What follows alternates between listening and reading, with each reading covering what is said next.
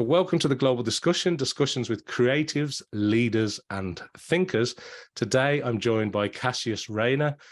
Cass, you're very welcome to the podcast. Let me begin by asking you to kindly introduce yourself, a little bit about what you do, what you've been involved in, and of course, the films that you've produced to our international audience. So over to you, Cass. Hi, thanks for having me. Yes, I'm Cassius. I'm a filmmaker and cinematographer, but I have a slightly unusual thing that I specialize in, which is mobile filmmaking. So I use actually mobile phones to shoot with, which I have been doing since 2014. It's how I work, and I happen to use phones as my tools for recording my footage on. So I shoot documentaries, music videos, drama, you name it, I film it. Fashion shoots, music events, whatever it is. But I shoot, everything on a phone. I've had an incredible and fortunate journey in mobile filmmaking. I've won some awards for a documentary and drama and a music video that I have made in recent years. So that's really what I do in a nutshell. Well, thanks for sharing that, Cass. So let's talk a little bit about filmmaking with a mobile, because people, when they think about making films, they think of maybe they think of maybe film sets, big cameras on the street, etc. Whereas you specialize, don't you, in using mobile technology. Now, why is that? What got you into that in the first place? Which story should I tell? I mean, it's been in interviews before. I kind of fell into it back in 2014. My daughter was very sick, very, very sick, and was in hospital. And she ended up being in hospital for many months, and we had to live with her. Now, the world of freelance filmmakers is pretty precarious at the best of times. It's called a lot of credit cards and lots of debts and bouncing this and that to get your next films off the ground. So unfortunately, it didn't take long living in a hospital with your daughter for finances to get difficult. I'd been camera operating for 20 years by that point, but I had to sell all my equipment, and all I was left with was my phone. And I began to explore my phone and discovered Filmic Pro, which is a video recording app. And that's kind of where that journey started. So yeah, I'm trying to keep it nice and short, not trying to get into it too emotionally. It was a difficult time. But yeah, I came out the other side, and then, in recent years made a choice to stay with the phone. So that's what I do. Shoot with the phone. Yeah, and for our audience listening, I mean, you shoot exclusively on a mobile device now, typically an iPhone, correct? Correct. Yes. Yes. And so tell me about the apps and the setup, though. Are you, for people that maybe aren't as familiar as, say, I am with some of the great work that you've produced, the equipment that's involved, Cass, is it in a rig? Are you hand holding it? Have you got tripods? Is the lighting? Are you micing people up? Maybe just for people that aren't in this world that you're a specialist in, how does that work when you are predominantly shooting movies on mobile phones? Yeah. Good questions. So it's not, I shoot in a variety of ways, from handheld to using what they call mobile gimbals, to using external lenses, rigs. It really depends on the type of shoot that you're doing, whether it's drama or documentary. What do you require? I mean, I think getting back to basics, when I first started, all I had was the phone. Back in 2014, we had tripods, of course, because we, use cameras. But there was no holders for a phone. There was no way to stick your phone on a tripod. So I used to have to gaffer tape my phone to a tripod just to get a nice steady shot. But, again, things have changed now with the technology that you don't necessarily need a gimbal to shoot really good video, because of the stabilization that's available in the latest tech on phones is is really quite extraordinary. So it's kind of going full loop. You know, there was a point, I think, in its development where you really did need external equipment to support what you're trying to visualize as a filmmaker to shoot. And a lot of that came down to having better lenses that you could actually stick on the phone, telephoto lenses and anamorphic lenses. But I think we've gone full circle, and I think the technology is advancing so quick that a lot of that's not needed now. The phone itself is really doing it. So I wouldn't say I have any specific types of equipment that I use. It again just depends on the type of job and what's required for that specific shoot. I mean, some of the films I've shot literally on my own with just some actors, and other films I've had to hire, 10, 15 crew, because it's a much bigger project. So yeah, it varies. It's no different than film, general filmmaking. It's a tool at the end of the day, and it's a tool I choose to use. It's not aesthetically right for everyone, but it's what I enjoy. At my time, my stage in life, it's what I enjoy creatively. I enjoy the challenge because it is still a challenge. It takes a lot of knowledge and skill to really get it right. But that's what I really love about it. And can I just to follow up then, just for the sort of film and audio and mobile technology type of people that are listening, how do you handle the audio inputs when it comes to mobile filmmaking? Because particularly I'm thinking like a street scene, there's a lot of background noise. Are you using boom mics? Are you lapel miking people? How does that work in a mobile environment? Well, in the early days, I would have said I probably would have been crying, sitting on the floor or the pavement, pulling my hair out. But again, it has advanced. I mean, the built-in microphones on the phones on the recent models are really quite amazing. But I still, as a traditional filmmaker, in a sense, I would still use external microphones, professional microphones. I particularly use Sennheiser, because those are the mics I used when I was in the film industry, with mainstream camera systems. So I've stuck with Sennheiser. Microphones and audio is come a long way as well. It's huge developments and inventions, and very specific, amazing tiny microphones that are designed for phones, which are absolutely superb. Sometimes on a shoot, I will connect directly into my mobile phone. And on other shoots, I may have a sound recordist and record the audio separate and then sync it in post-production. Sometimes I find the quickest way is to shoot on one phone. It's annoying if you've got cables connected to your phone for the audio. That can be really annoying. So I will use a second mobile phone, and I will stick my microphones into that phone and record the audio separate and then sync it in post. But Nice. wireless microphones are on another level as well. I just shot a film called The Missing, and our main actor was using a Sennheiser wireless microphone, which was just bouncing the audio straight back to the phone, and 48 kilohertz, and it was amazing.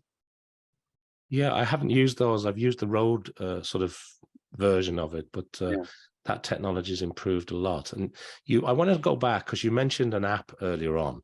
And I know you've been a strong sort of advocate of the Filmic Pro app. Could you just maybe unpack that a little bit for people that aren't familiar with it?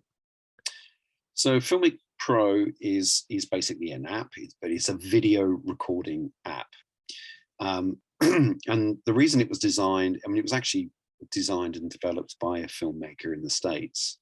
And they were looking at the phone in the same way that I started to look at it back in 2014, was, what can we do with this? What kind of stories can we tell by using a tiny lens on a phone? And his question was, well, if I want to have as much control as I do as a DSLR camera, how can I do that on a phone that doesn't have those controls? And so that's where Filmic Pro, was born, to fill that gap in, and very much aimed at aspiring filmmakers or students or young people that want to get into filmmaking. And I say that, but also much older people that are just intrigued by it have then realized that this app can do everything. So it's about giving you all the basics that you would expect on a DSLR camera system, so that you have much more manual control over what you're filming and how it's lit, how it looks, how's the colors and exposure, and so on. So without going into it too technically, I mean, it takes a little while to learn it and understand it. And I would always recommend to anyone using Filmic Pro, a little bit of background in understanding film is good, or do some photography with a DSLR. And if you get used to that, then you'll fully understand what Filmic Pro app does. Very good. And my last question on the sort of tech side of things, Cass, is, are you watching the latest Apple announcement like a child waiting for Christmas to see what the new lens is, what the new audio is, or is it just a tool? Because I know you've used some quite older models in some of the things that you've produced, and they've been amazing. Well, first of all, thank you for saying that. Yeah, it's interesting, the advancement of technology, and as I said, I would say maybe 4 years ago, external lenses were really important to get that extra quality, or to get that closer footage of your subject that was in good quality. Is it needed now? No, I think it's coming to an end. I think the use of external lenses will not be as huge as it was. And I think the demand for it will get smaller. There was an announcement actually by one of the Sony execs that they're going to stop manufacturing DSLR cameras very soon. And all of that technology is going into their Xperias, their mobiles. That's what they're looking at. So that's really interesting as far as technology is concerned. But I find a lot of people online become very obsessed, and I would say a lot of people that follow me online in my work become very obsessed by what I call tech porn,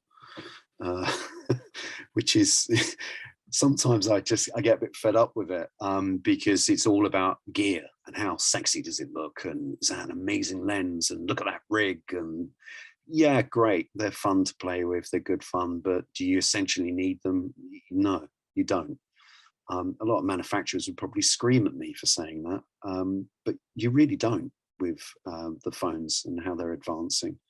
And older phones can produce still really good quality content because it's a tool. It's about how you use it, and it's about your skill. It's about getting the right skill behind you, and then you can use anything to shoot something reasonably good or even better. But I think I'm going back to basics now.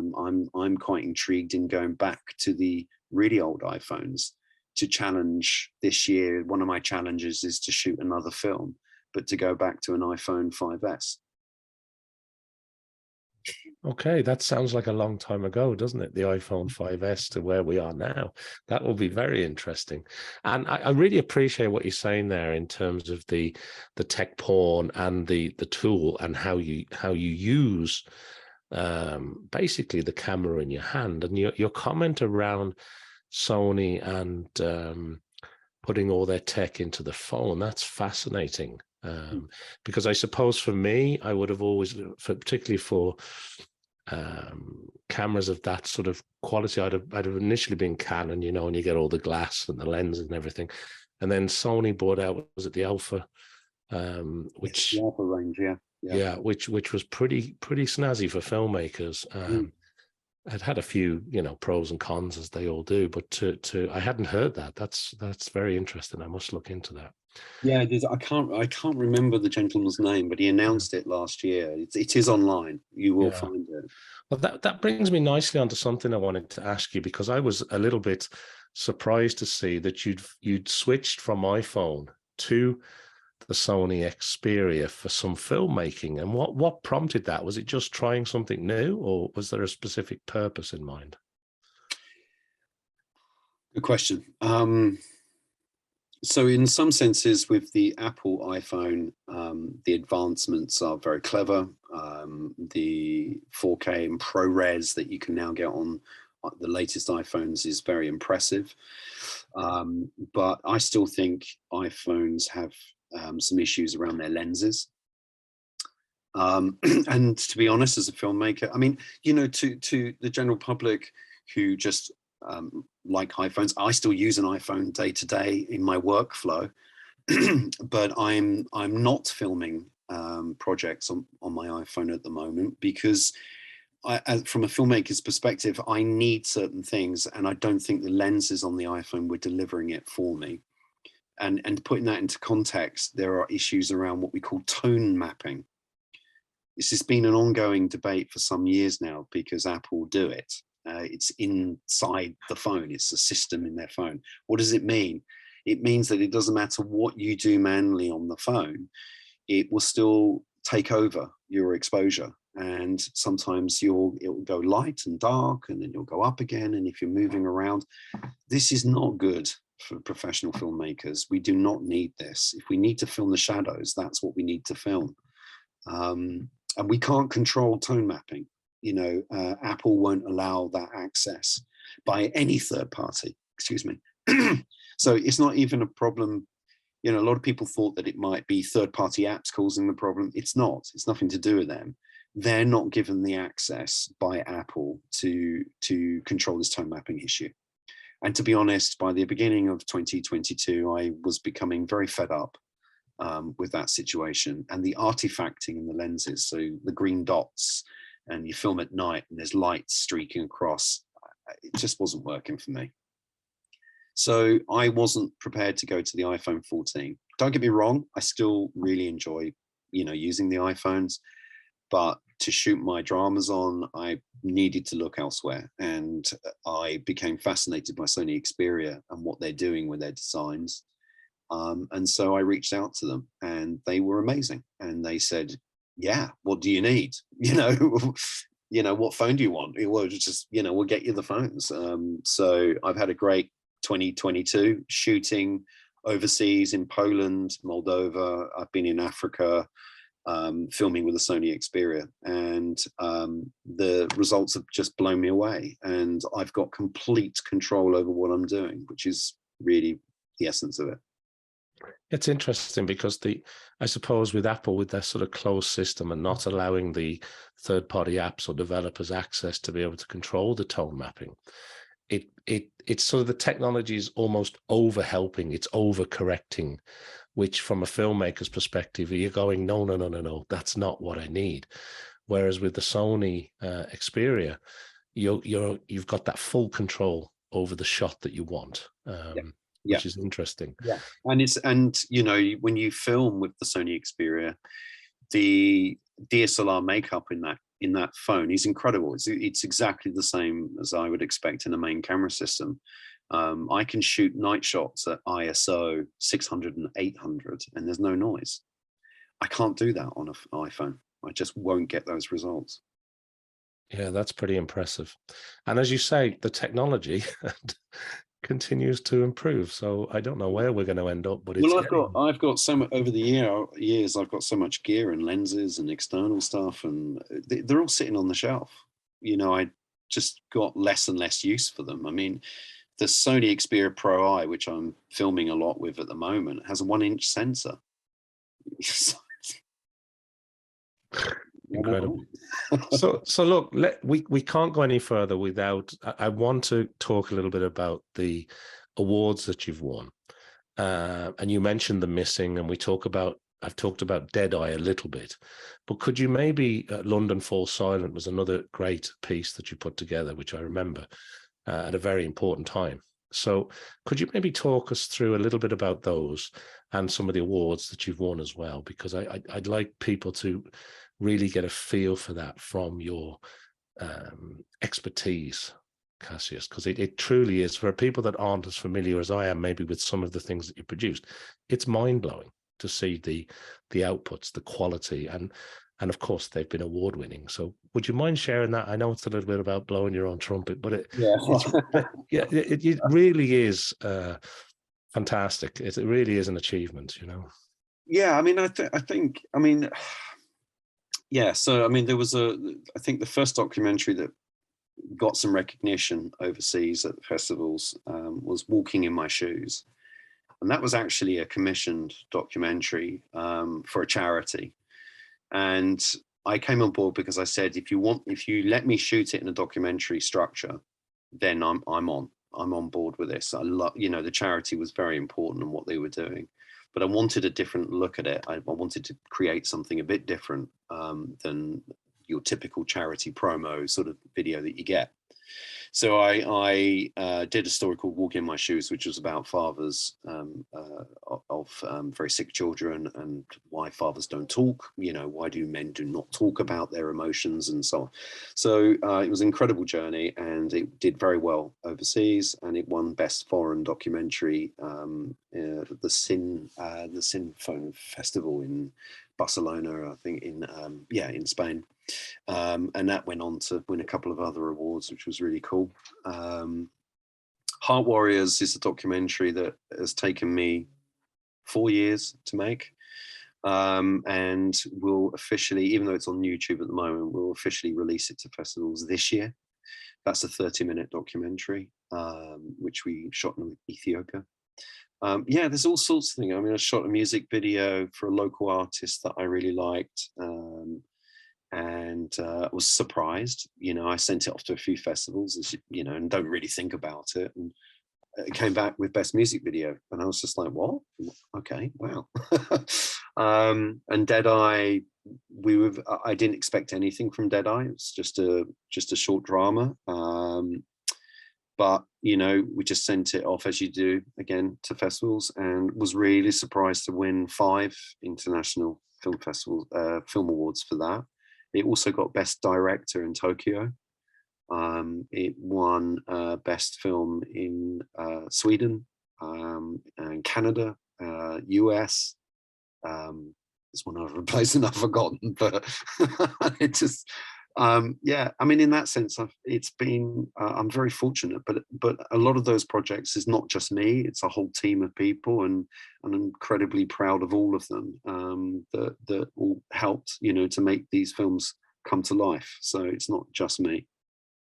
Well, listen, congratulations and continued success, because the awards that you had, we'll cover where people can maybe catch some of your stuff when we wrap up in a little while. But the awards that you've won and the work and the commitment and the passion that goes into these, it's truly stunning. So congratulations on that, Cassius. So I wanted to sort of maybe switch gears a little bit, and you were, I don't know if you still are, maybe you can correct me on this, but you were training as well, and you were sort of helping people to get into mobile filmmaking. Is that still something you're doing?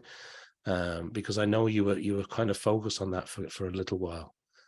Yeah, I mean, I spent 10 years of my life training disadvantaged young people, trying to bridge a gap in the film industry. I recognized there were a lot of issues in the film industry.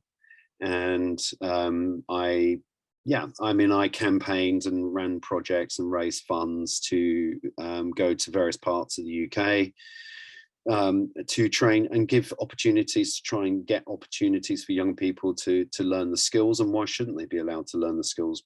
Because they come from a poor background, that means they can't have, to me it was just crazy. And I thought something had to be done about that. And so I got very heavily involved in that for a number of years.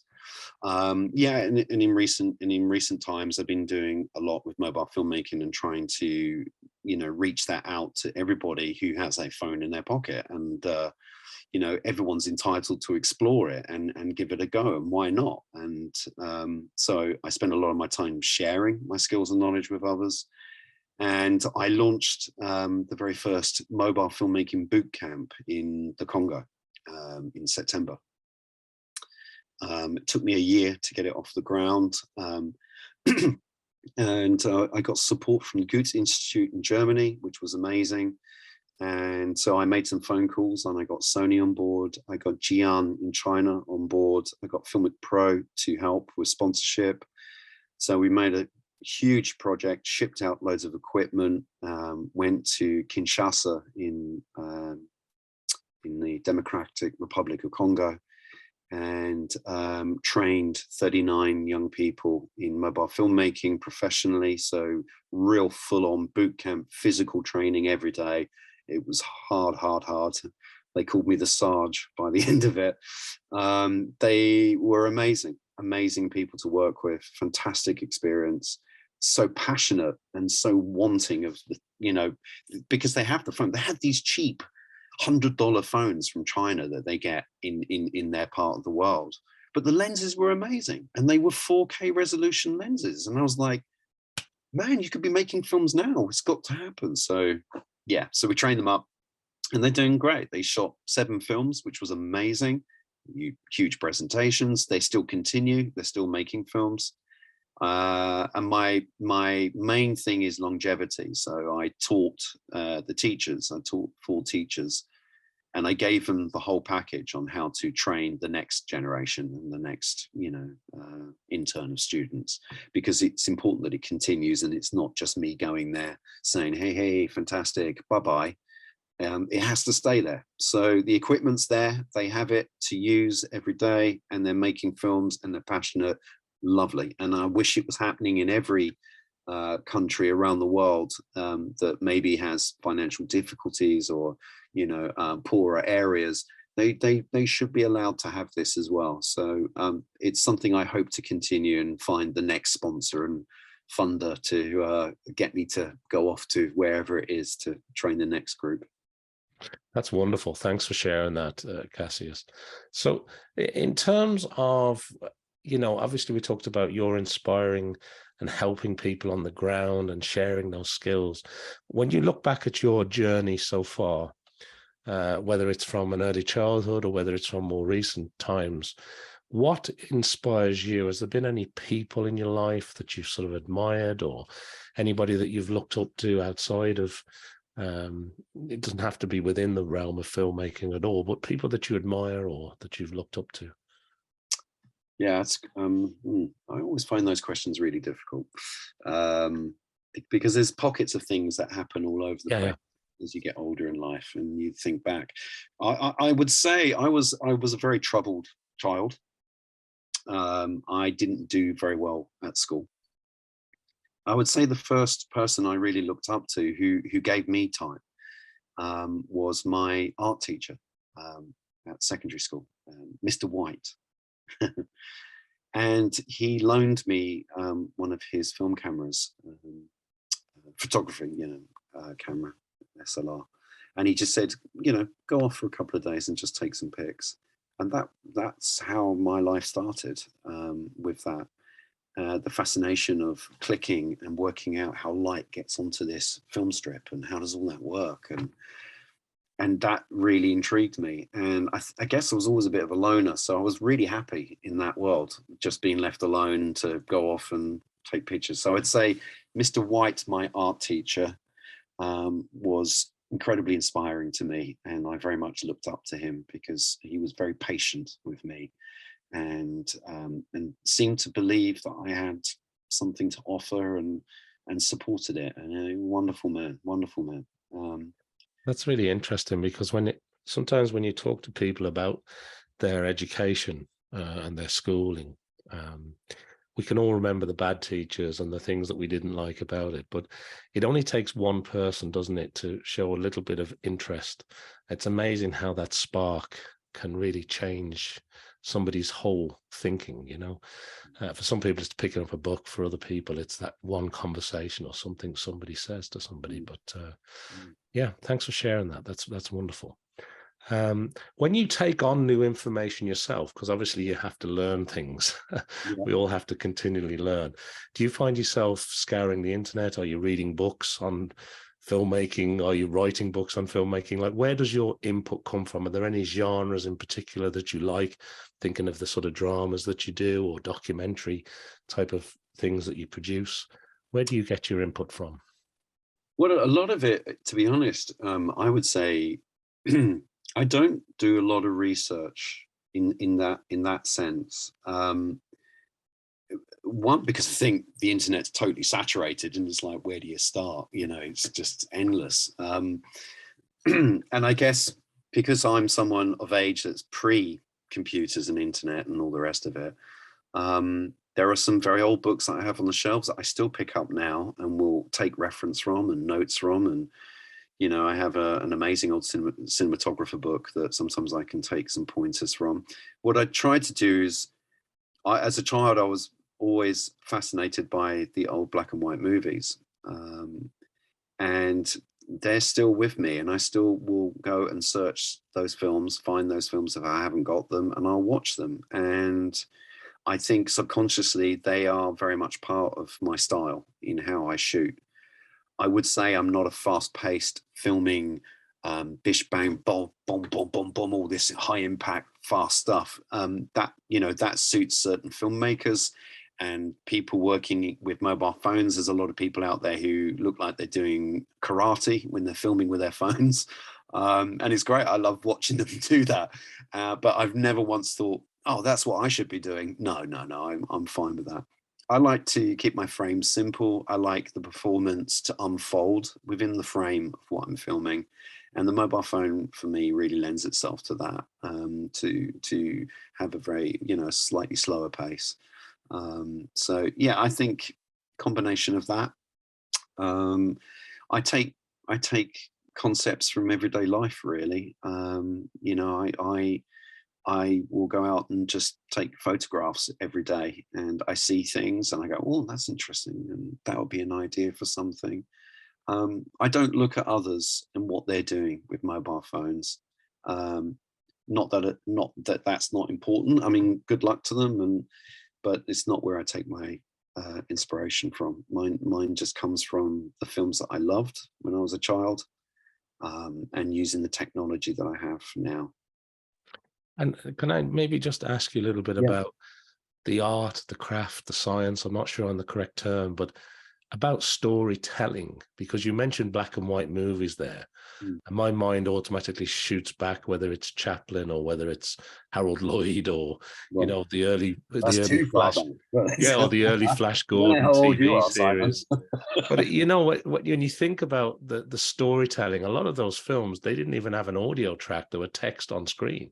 So the storytelling through the imagery was really important, whether it would raise a laugh. You might have a live orchestra playing in the theater while it was being shown, but there wasn't audio or the microphone technology that we have today. But when it comes to storytelling, what are your views on that and how that sort of comes through from a mobile filmmaker's perspective?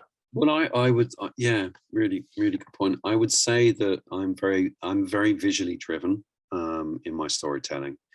I like words to be fairly minimal. I like subtext a lot. I think the eyes, if you can, you know, if you get that moment right with actors, the eyes can tell the audience everything they need to know without dialogue. I think I go by the rule that when I write a script, if I take the dialogue out of the script and then read it again, if it doesn't make sense, then I've made a really bad story.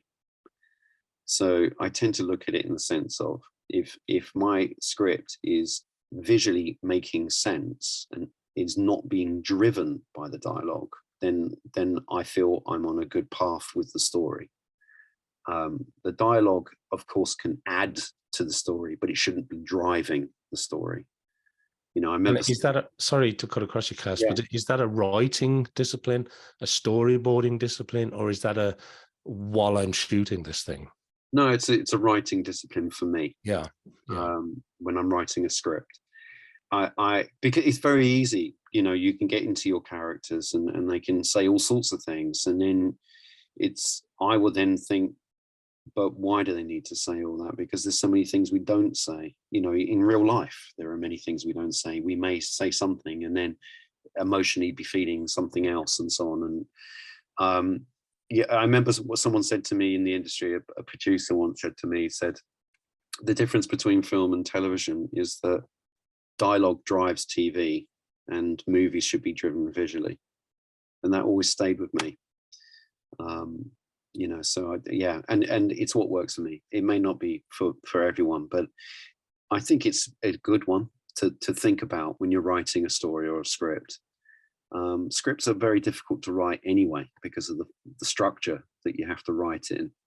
it doesn't come naturally. It's not like just writing a story. It's there's all this formatting and structure to it as well, and technical aspects that you have to put in. But yeah, if you can take the dialogue out of the script and it still makes sense, then you kind of know you're on the right path. That's a wonderful piece of advice that's obviously stuck with you. Is there any other advice that you've picked up along the way, or thinking back to when you were, delivering sort of the training and passing on the skills? Is there any sort of advice that if you could get the message out about more, you would, or something that stayed with you? I think, yeah, the one thing I always say to my students when I'm training is, you need to always be real. You need to be real with yourself, because that will carry you through. There's a lot of front in the film industry, where you really don't know what's going on. And I think it's really important for people to be very genuine and very real with who they are and what they believe in. I always say, always be courteous and polite, but get to the point. Okay. I think politeness is a good thing. It goes a long way. My main advice would be, on the back of that, if you're cold calling producers, directors, someone that you're inspired by or you desperately want to get advice from, politeness and respect towards their work will get you a long way. And sometimes you will get a response. It really does work. I'm amazed at how many people message me and they just say, I want to know this and what's this and what's that. And it just doesn't go anywhere with me. If I don't see that little bit of mutual respect and understanding of my work and just a couple of pleases and thank yous, or I really appreciate your time, I know you're busy. It's just courteous. Just be courteous. If you're courteous, you're going to get more out of me. That's great. That's great advice. Mean like start emailing me.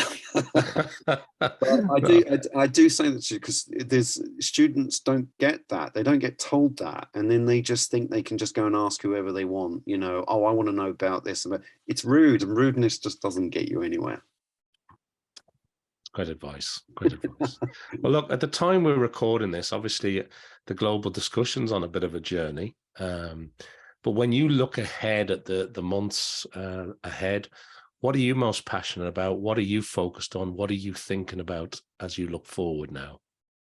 Oh, that's top secret. No.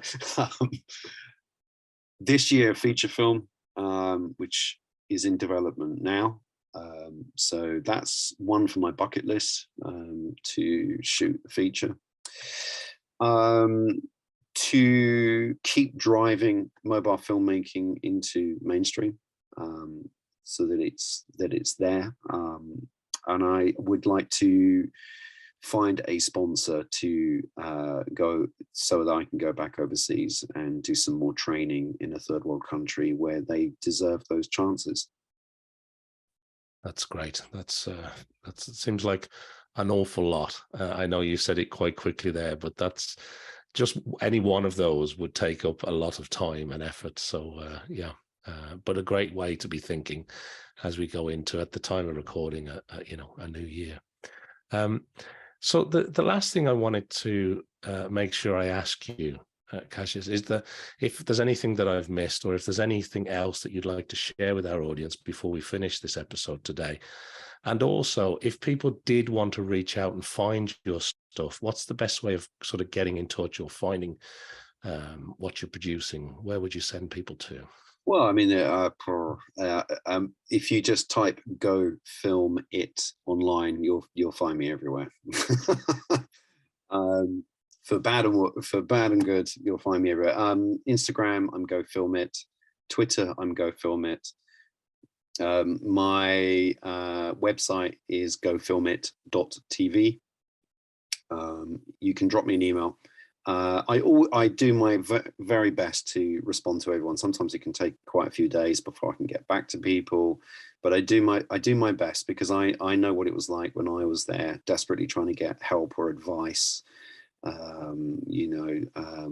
by someone in the industry, how difficult that journey is. So I always do my conscious best to get back to people, even if it's brief. I will try to get back.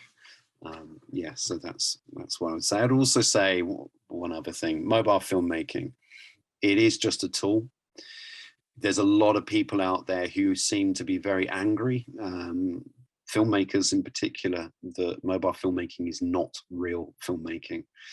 And if you want to start that journey, you may get people like that making some really unpleasant comments towards you online. Ignore it. It's a ridiculous thing to respond to. Mobile filmmaking is just a tool. It's you that's the filmmaker. Doesn't matter what you're filming with. So, I would say just ignore, don't interact with it because it's ridiculous. Doesn't matter what you shoot on, as long as you get your story made and it's a good story, you're a filmmaker. That's it. That is a great note to end on. So that brings us nicely to the end of this episode of the Global Discussion with Cassius Rayner, award-winning Cassius Rayner. I do encourage everybody to go and search him out online and find about all the great productions, movies, documentaries that Cassius has been responsible for. Thanks to everybody for watching or listening to this episode around the world, and make sure that you follow, like, subscribe, do all the usual things for podcasts. We'd really appreciate it, and I hope you come back and join us for more discussions with creatives, leaders and thinkers. So thank you very much indeed, Cass. It's been an absolute pleasure. Thank you. It's been an absolute pleasure on my end. Thank you.